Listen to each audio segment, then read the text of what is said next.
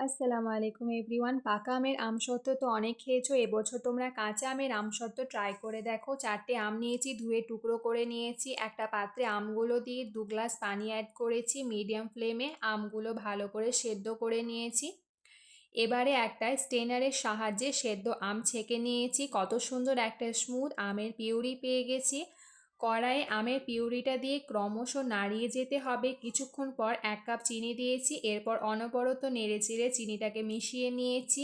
এখানে green food colour add করেছি, এটা কিন্তু টোটালি অপশনাল, তোমরা চাইলে নাও দিতে পারো। 1/2 চামচ বিট লবণ, 1/2 চামচ গোলমরিচের গুঁড়ো ও চিলি ফ্লেক্স দিয়ে আবারও ভালো করে মিশিয়ে নিয়েছি। আমের মিশ্রণ তৈরি হয়ে গেছে, কিছুটা ঠান্ডা করে নিয়েছি। স্টিলের থালায় তেল ব্রাশ করে নিয়েছি, আমের মিশ্রণটা দিয়ে ছড়িয়ে নিয়েছি। রোদে দিয়েছিলাম 1 দিনের জন্য। আমসত্ত্বটা নিজে নিজে কি সুন্দর উঠে এসেছে। এখানে কিন্তু আপনারা আপনাদের ইচ্ছে মতন শেপ করে নেবেন।